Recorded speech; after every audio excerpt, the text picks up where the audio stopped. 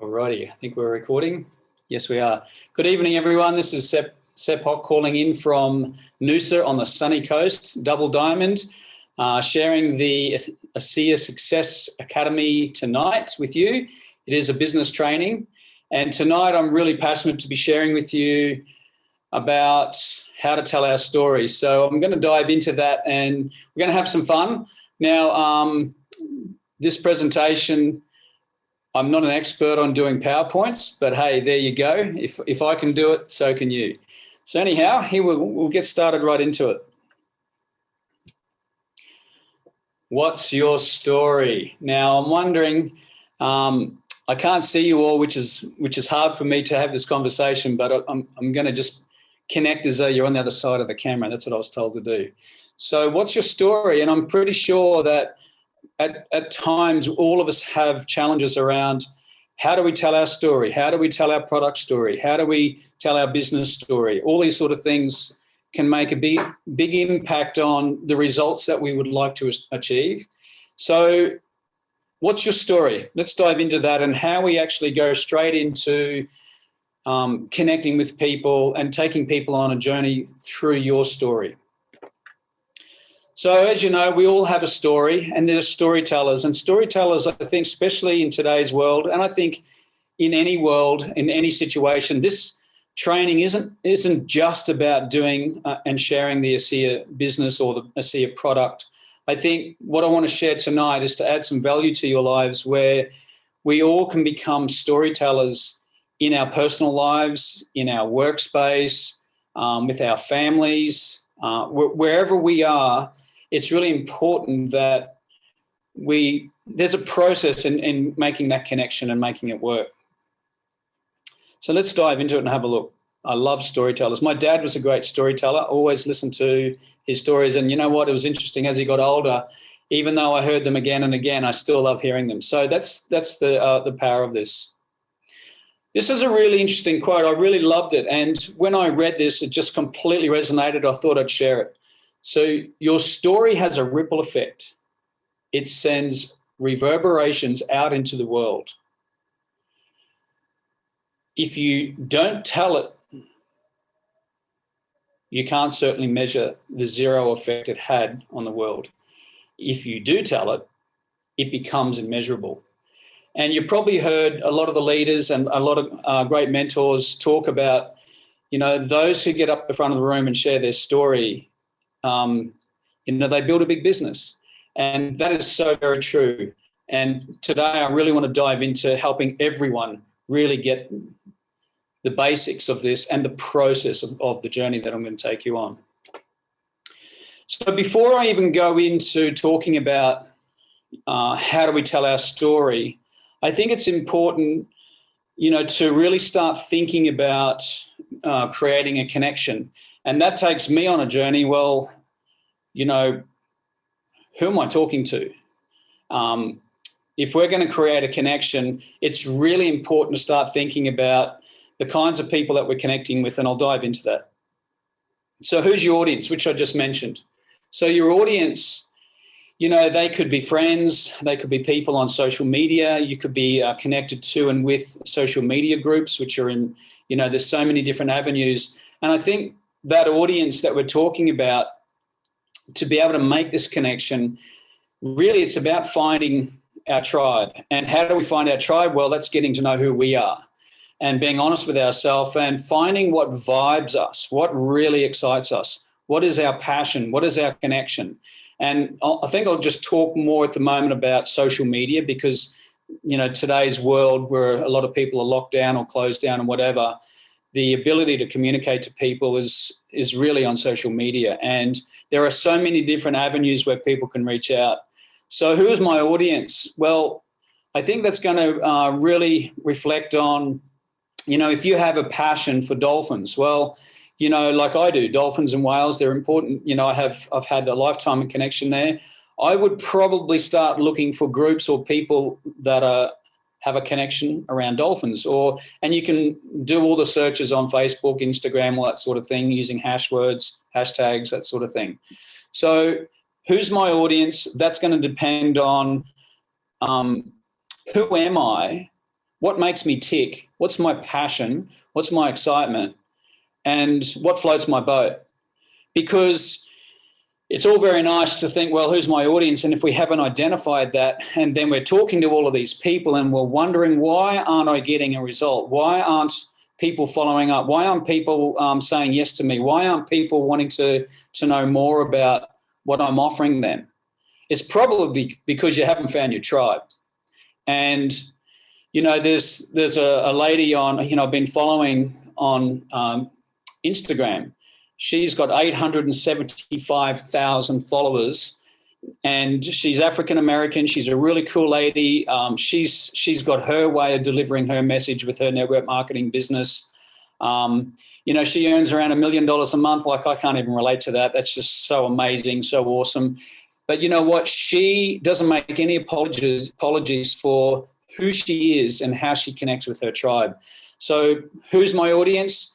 That's going to be really dependent on, if you want the best results, really connect with all the things that really make you tick, the things that really jazz you up, that where you get really excited and passionate. So that's a really great place to start, is to get clear on, and maybe even get a piece of paper, sit down and start writing down all the things, even going way back to when you were a kid, where time stood still, you were totally in the zone.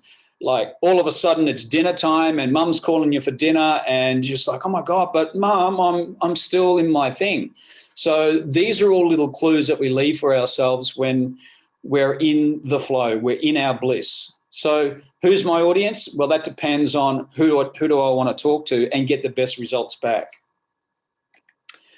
The other thing, before we even talk about our story, and there's one point here, the top bubble here, it's, what problem am I trying to solve? So think about that. When we're talking about and looking at ASEA from that perspective, I think it's important that we go through, you know, what are the 6 reasons why most people are looking for ASEA? You know, so we know what they are, and I'll just touch on them. So you may have a health challenge that's challenging you. You may know somebody that you care about deeply, that you love, that's got a health challenge. You may be somebody who's proactive in, you know, you may be really fit and healthy, but you're proactive about taking care of your health in the first place. So these are sort of, I'm now helping, what problems are we solving? So these are the kind of things that people that we're going to be talking to, listening for, connecting with. Also people who are into looking younger, like, who doesn't want to look younger anyway? So think about that. Then we've got people who, they may be right into fitness or training. You don't even have to be an athlete. You know, you could be a 90-year-old grandparent who just needs a little bit more energy to get down the hallway through the day. You know, so who are those people that I'm thinking about? Remember, the problem is, the world's full of problems, and really who we are, we're problem solvers. We're just simply adding value or a solution to people's lives. The other one might be somebody who wants to, you know, have a little bit of residual income or great income, depending on the size of their vision, the dream, what, you know, how they want to impact the world. So, you know, they may be looking for a cause to be a part of, or a movement, or something that's inspires them, where they can connect and engage and be a part of. You know, so I'm just giving you some ideas about, you know, what is the problem we're solving? Remember, who's my audience and what is the problem I'm solving? Because if we don't get that bit sorted out first, when we dive into telling our story, we're going to be all over the place, and probably 90% of the people won't even identify it. You know, you won't even be vibing to those people because they're not your tribe, and you haven't thought about that on that level. So I hope that helps or makes sense there. Okay, so let's go into, there's 4 fundamental steps in telling our story. And the first one is, we've identified who's our tribe, what's important to us. We've identified some of the challenges and problems that people are having out there in the world. So now we've got to identify, okay, I found my tribe. I know I'm going to be talking to 4-wheel drivers who love camping out bush, or they may be people who do knitting, or people who love dogs, or people who are right into their horses. So now what we've done is we've identified our audience. We've now sort of done our bit of searching on who are those people are going to be out there in the world where, through social media and those different platforms. So we found our audience and we started to identify, okay, in my audience, let's just say you're a horse lover. I don't know a lot about horses, in fact, hardly anything, but I'll just take you on a bit of a journey. So let's just say you're right into horses. You might train them, you might race them, or not that I'm into that, but or you just care for your animals and you've got family who ride horses. And so, okay, what are the challenges? What are the problems that can come up? So, okay, a horse might, cut themselves on a fence and they might have an injury. And so there's a problem we can solve. So your background, if you are a horsey person, you might take your kids out to they may have horses and, there's other people with horses. So what's going to happen is you're now going to start formulating your story around your background. So you're taking your kids to the horses, and then could be part of your passion and your tribe or your vibe that you're putting out there to the world. So really the whole purpose of step one is to build the background. And keep in mind, these 4 steps, we can use this in any part of life, in any way. So building the connection is really what it's about. So we're going to start off with our story we're going to be stepping into their world. And then slowly we're going to draw them into our world through our story. And remember, the whole idea of this is to be able to develop our story within 2 minutes. And as we get better, our story and our background will shift and change depending on who is our audience. So our audience may change. You might go from, wow, all of a sudden I love my horses. I take my kids horse riding and there's a tribe there. But, hey, I also love going to the beach. So there's going to be a whole new tribe. So the background on the first part of your story is going to shift. It's going to change a little bit. So I'm just giving you a couple of ideas on how we can morph. But there's a process in telling the story, and that's really what I wanted to talk about. The purpose of the background is to make sure that it's about connecting, and we identify only 3 things. So 3 things. If you start talking too much, I'll give you an example. My background, well, I was a builder for 30 odd years. I worked really long hours and I didn't have a lot of time so now I'm starting to identify. Or I could say something like, I don't know about you, but are you the kind of person that works probably 60, 80 hours a week at your job or your business? Are you self-employed? Well, that was me. I used to work with my building company. I loved it with a passion, but boy, the hours that I had to put in were, 60 hours a week plus. Problem with that is I'm getting older, the wear and tear on my body, and on top of that, I had the stress and the overheads of managing a big team of people. Then I need to make sure that I was going to get paid. I don't know if you're self-employed out there, but, have you been in that sort of scenario? Yep, well, that was me. So the background is I only brought up 3 things in here: the long hours, the exhaustion, and the risk factor, which is, will I get paid? And those who are, subcontractors or people who work for themselves, you'll identify straight away. I could have gone out there, and I've done this in the past, but I'm learning to adapt and shift and change. I could have gone and said, hey, I'm a multi-award winning builder for the country and blah, blah, blah. And all of a sudden, most people won't relate to that. And the interesting thing is, if your story, if you've got 1 in a million story, your story is so phenomenal and it's like, wow, that guy's got such an amazing story. There's only going to be 1 in a million people who are going to relate to you. So it's okay to bring it down where everyone can go, wow, yeah, 60 hours a week, I can relate to that. Yeah, I don't see my kids or my family very much. Yeah, I can relate to that, Yeah, I don't even have free time to, have some fun on the weekends, because by the time Sunday comes around, I'm working 6 days a week. there's no more week left. I've got one day to have time out with my family and have some fun, and then there's things around the house that needs doing. I think most people in Australia could relate to that. So now we're talking about relatability. So remember, identify no more than 3 things that are connected to your background of your story. The other thing is, it's about posture too. So making sure that it's like, oh yeah, wow, I work really long hours. So your tone, your posture, you're really going into the feeling space. You've got to really speak from your heart about your background, depending on which and where you want to take your story. So where to from here? Let's have a look at step 2. Step 2 is now we've shared our background, and then now we're going to share our challenge or our pain point. So it's about describing, and especially in ASEA, it's really important that we're compliant. So if we're talking a product story, we are not allowed to mention medical terms. So we can describe it. Now, if you're the kind of person and you're sort of thinking, oh my God, well, I've got this condition, this is the label, how do I describe that?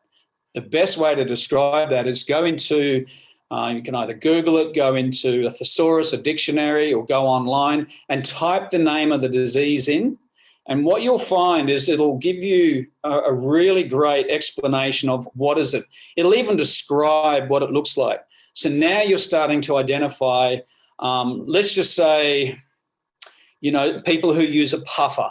We know that's called asthma, and they use a puffer and it affects their breathing, all that sort of stuff. They may have had it from childhood, all that sort of thing. So we're not allowed to use the word asthma, but we're going to go, hey, and my pain point of, when the change of season and all the pollen out there in the air, what happens is my lungs start feeling tight and closing up, and it's really challenging for me to get a breath.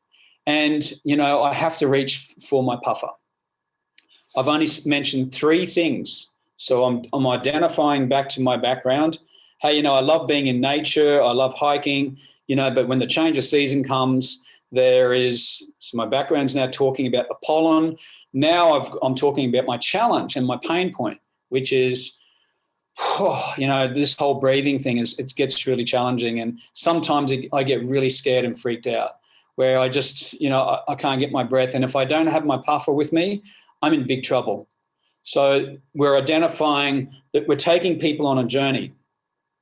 So remember, when you're describing the challenge, describe it in 3 ways. So I was just giving you an example of background. So when I'm out hiking, change of season, the pollen, we're not using the word, but we're describing the breathing challenge.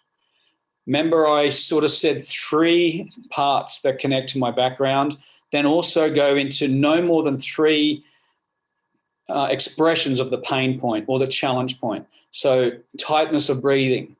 I feel like I'm choking sometimes. I have anxiety because, if I don't have my puffer. So and probably keep it to 3 points, because people can identify. If you give too much information, people just like, whoa, it's like I'm getting lost here. So identify, keep it simple. So we've gone into background, we've gone into challenge or pain point, and now we're going to have a look at step 3. This is where your story starts shifting, because, whether you're in person with somebody, you can even do it on Zoom, ideally, when you're having this conversation. It's a great idea because now people are going, I can identify with your background. I've got a connection there. I can relate to that. You've shared your pain point and they're thinking, oh my God, actually my son has that breathing challenge as well. I know exactly what that's like. That must be really terrible. I feel for you because I can identify. The next thing that's important is the solution. I found a solution. So lean in, sometimes just, 3 to 6 inches, a little bit more, and your voice is going to start shifting and changing. So I don't know about you, whenever you've had a really big challenge in your life and you go, you'd be telling somebody, wow, I was out surfing the other day and I got dumped by a big wave and I thought I was going to nearly drown. And then you're not going to believe it. Out of the blue comes a surf lifesaver and pulls me out of the water. See how I've started to shift. My voice has started to change. It's picking up the pace. Why? Because I'm getting excited. I'm excited because, there's something that has happened. So we're going straight into, and at the end of each sentence, we're going to just lift the volume a little bit, because it's all about connotation and tone. We're finding our tone through our excitement and our passion. And then you could say, I was introduced to my product or my company or this company, and it was just so amazing, the timing of it. And what you would do is you would start talking about how your story started to take a turn for the better. I'm just so grateful that my friend started taking the redox. I was drinking this much, and I was using the Renew 28 on my chest area, and I was even, spraying some of the redox into my lungs, which was, I heard that's really great. So you're taking them to and through. I found a solution, which is now it's getting excited. You lean forward a little bit. People are going to lean in with you, because you're taking them on this journey. Remember, all this is going to happen in 2 minutes. So you're probably thinking, oh my God, how am I going to work this out? It just takes practice. Step 4. Step 4 is it's kind of the finale. It's like, how do I feel about the future? And this is where you're going to emphasize how you feel about those 3 key facts that you talked about, from your background to the pain point or the challenge point. So you only just touched on 3. You're not sort of waffling on to having this big story. And then you started to talk about, wow, I just feel so excited now because my breathing is so much more clear, and I'm noticing that I'm not reaching out for my puffer as much anymore, and I have so much more confidence. Wow, moving forwards when I go hiking in the bush, even if it's change of season, I'm just so excited to be able to have that and not to be worrying about it. So see how we're starting to take, or I've given some examples here, wow, I'm so excited now. I don't have to worry about paying the bills at the end of the month. I have enough money, or there's enough money coming in. It could also be that you want to take your family on a holiday, and, in the past, that may have been a part of your story or your background. You couldn't do that. And now, I'm so excited because I can take my wife and kids on a holiday every year, or we could even do it each time the school holidays come around. I can take time off and have that quality time. So what's important in this part of the stage is you're excited, you're animated, you've got attitude, you've got confidence, and that's what's changing about your future. So another really great way, that I think is powerful when it comes to wording is, I'm so happy and grateful now that and that could be whatever that part of your story, how it's transformed. And by saying that, it's anchoring in. So whatever comes after the word I am, and you're sharing that with others, you're actually bringing that in more into your life. So really at this point, what's cool about this is we've given people hope. And really, we call it, a lot of people call it ASEA is hope in a bottle. Because when you take them on this journey, when they start to experience your story is going to move them.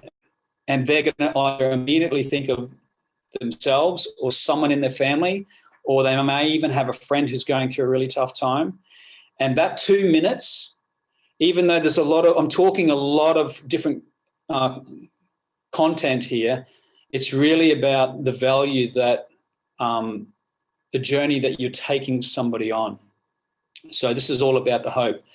The last part of it is, I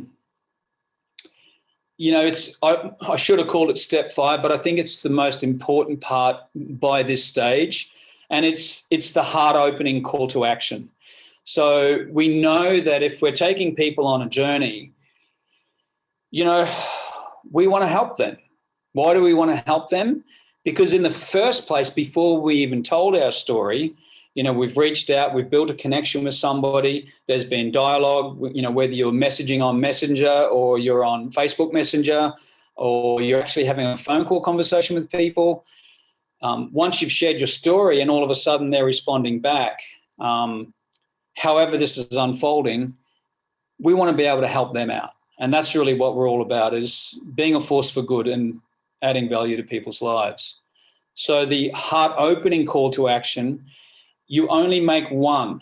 It's really important, this, because if you say too many calls to action, people won't do anything. So as an example, if you've taken them through this information or this discovery of your story, you probably heard it said a lot, if I will you. So they're already with you. You've taken them on an emotional journey, and it started off and it went up, and all of a sudden there's hope and there's enthusiasm and passion. And they're sort of thinking, wow, I wonder if that could work for me. And they're waiting. Believe me, by this stage, they are so with you. They are so connected with your concern, your story that you shared, that they're going to want to know what's the next step. And they're relying on you to do that. So if I send you a video, would you watch it? We've heard that many times. Or another one, you could say, can I have your email and I will XYZ. I'll either send you a link or something like that. So remember, it's important if you're using Facebook Messenger, doesn't matter, even Instagram, and you've started this process with people and you've shared your story, one call to action, no more than that. So because then it's going to be really simple for them and they know exactly what's been asked of them, and they're most likely waiting for you to give them a response. So I know I'm talking really fast because I have no idea of my time, and I think it was only meant to go for half an hour. So we're getting pretty close to it, and I've nearly wrapped it up. I wanted to share this one with you. It's my last slide, and then I'll just speak and give you some more pearls. Maya Angelou, I don't know how to say her name properly, so please forgive me. People will forget what you said. People will forget what you did. But people will never forget how you made them feel. And I really love this quote because it's so relevant to telling a story. And when we can learn to master telling our story, I can promise you now that you'll meet people down the track where they'll remember you because you evoked a feeling of friendship, of kindness, of caring. They're going to feel that. They won't remember what you said, but they'll go, oh, gosh, I remember you. You were XYZ. I remember years ago, but I can't remember the whole story, but yeah, and you'll leave an impression on their heart. And that's really what we're doing with ASEA. This is a heart business. It's a people business. And the more that we learn to take the time to master and connect with people through sharing our story and also finding our tribe, and once we found our tribe, we know what our vibe is. You know the story, you'll find your tribe through your vibe, all that sort of thing. So wrapping this up, I hope this has given you some thoughts and pearls of wisdom. And, if anybody's got any questions there, or if they want to reach out, just know that this part of the process, I think it's probably the most important part of the process in building a business. I might give you an example, just a couple of examples. I'm just going to make these up because I haven't practiced them. Just so I'll give you a product story. And I'm not going to use my phone to time it. So I'll just see if I can, well, maybe I will. Hold on. That way you can keep me accountable. How's that sound? Alrighty, I've got my stopwatch here. So what I'll do, I'll share a product story first. And obviously I'm just ad-libbing this with you. And then I'll do a business one just so you can get a bit of an idea of this journey that we're taking you on. So here we go. This is the product one. Well, I don't know about you guys, but do you know anybody who's ever gone through an injury in their back or their neck where they've done a disc or something like that, and the excruciating agony that comes with that. Well, that was me. About 14 years ago, I had a surfing accident. I went head first into a sandbar. Holy moly, I thought I was going to die. I didn't end up in a wheelchair, which I'm really grateful, but the discomfort that was traveling through my body, down my back, it compounded into my lower back, shooting pins and needles down through my arms and hands. It was just the most excruciating thing. And I went to physios, chiropractors, acupuncture, like four people a week for 10 years. No results. It was just excruciating, and it was debilitating, to say the least. And then my best friend, Melissa, came along and she told me about this breakthrough product, and she thought that this could really help me out. Naturally, I trusted my friend, and before I knew it, I was using this product, and within a period of time, admittedly, with my neck injuries, down the track, I could move my neck for the first time. I was so excited about that because I wasn't going to all of these practitioners all the time, and I was getting relief. I could move myself around. But what was more important, I actually had excitement and enthusiasm for my future, because I was getting really worried that I wouldn't be able to just do all the things I love to do, which was building and surfing and yoga. And I'm really excited about the future. So stop. That was just under 2 minutes. I'm ad-libbing here, so I'm hoping it's going well. Now I'll do a business one. So, and there's a lot of things I missed in what I was already sharing. And I know I can do it better, but hey, we're all in this together. So I'll reset, and here goes for a business one. Hi, my name is Sepp. My background, I was a builder. I've spent my whole life, and my passion was about designing and building eco-friendly homes, energy-efficient homes. Loved it with a passion. I had some health challenges there that was, as I got older, I put in the hard yards. I worked the really long hours. The injuries that I had in my body and from a surfing accident was getting me to a point where I couldn't do the work anymore. And I was really concerned about that, because I'm a hands-on guy. I actually design the homes and I physically build them. But working those, I wasn't working 80 hours a week physically on the tools while I was going through that challenge. And all of these healthcare professionals and even doctors said, you're going to have to give up building, because this isn't getting any better, it's getting worse. So I was looking for another way. I needed some help, or another pathway. And then along came my best friend, Melissa. Oh my God, you're not going to believe this. It was just the timing of everything. And before I knew it, she was sharing with me all the things that related to me making a difference to the world and helping people. I love building, but more importantly for that was about helping people and making a difference. And what ended up happening, I started using the product and I engaged with the business immediately. It just made sense, something connected. And I knew that from being a builder and working 80 hours a week, I understood this business model of leveraging my time, and I understood compounding over time, where the efforts of many people doing little bits together on a really valuable cause that I could put my heart and soul into. That's when I knew that I can transition out of the building industry and into a whole new career.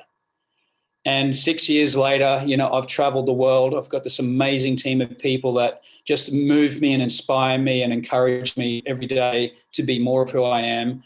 And I have no more stress, no more overheads. I have a 6-figure income, and I'm just so grateful for this opportunity where I can make a difference to other people's lives and share this with others and help other people to earn some earn some income from home. And we all know that the whole world has changed.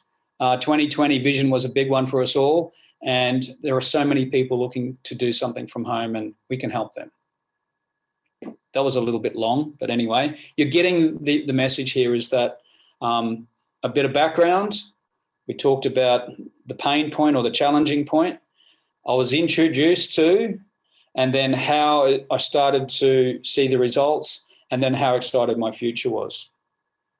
So there's a product story, and I know that I can do it so much better. I'm just ad-libbing this just on, and I already have done these many times. But here's actually a really interesting point. If you're following the process of learning to tell your story will morph and shift and change depending on the audience. You might still have varied audience, different types of people that you want to connect with. So your background will morph and shift a little bit. You apply the same 4-step principles into telling your story to a different audience, and it's still the same result at the end. You're taking people on a journey about sharing a story. There's a connection. You're inspiring them. They're excited because they're thinking, wow, maybe this will help me as well. You know, whether it's a health issue or whether it's a financial issue. So your story can morph. Your background can morph depending on your audience. And then the other thing is, once you start practicing this, a great platform that I use with my team, we've got an app called Marco Polo, and it's a great app. So you can bring your team in who wants to do that. They can share their story, get feedback from each other, and it's a great app because it's a video app. It's really super cool. I think I'm just about... I'm up. I've done about 37 minutes there, and I believe it was around half an hour of training here. I hope I've given you some value, a little bit of content and structure in telling your story. And remember that the more that you practice this, so reach out to your friends, your family, even if you've got a dog, you walk the dog or you talk to the horse, or a bit hard talking to the dolphins for me, but anyhow, I can think it. Or even when I'm swimming my laps, I might be thinking, okay, I'm talking to a new dynamic of people. What's my story and how am I going to connect with these people so I'm relatable? So remember, it's important for me as well, that story with my neck, that's a really big story. I need to not dumb it down, but I need to bring it in such a way that everyone can relate to that. It's like, oh yeah, I injured my neck. So you see how it's about when everyone is leaning in and go, oh yeah, I know somebody like that. In fact, that was me. That's when your story has more power. So for me, it's about learning how to adapt and morph my story so that everyone can identify and connect. Yep, that's me. You got me. I was like, oh. And then you take them on that journey, and then what I discovered. So there you have it, guys. I hope this was some value for you. I'm really passionate about this topic, and I know with absolute certainty that practicing your story, sharing it, and remember, when you're sharing it with your teams, your mentors, your uplines, your crosslines, anybody will listen to you. And if you've got no one to listen to you, maybe you've got a favorite teddy bear or something. I know it sounds a bit crazy, but hey, whatever works. You might even have a favorite tree that you want to have a chat to, maybe see if anyone's watching you. But anyway, it's all about just practicing and practicing until you just become authentic. You just become yourself. You're just so there. And what will happen is that you'll be able to master your story in such a way that you can get it down in 1 minute. You can do it in 30 seconds, like an elevator peak interest. So it just becomes practice. But here's what will happen if you follow these steps. The 3 C's, I call it. You're going to build clarity in identifying your story, who, what's the problem we're solving, and so forth. So clarity, your conviction will get stronger and stronger. And those two together create confidence. And once you have confidence, your posture, people are going to really go, wow, this person is really, they're very passionate about what they're sharing. And I can relate to them. And I'm just so grateful that I met them, because these guys are going to help me out, or this person's going to help me out. So on that, I might just stop the share. And I think there's a lot of questions here. I don't know how to do that, but I'll stop the recording and I'll have a quick look to see if there's any comments there or questions. So just bear with me for a sec. Stop the recording.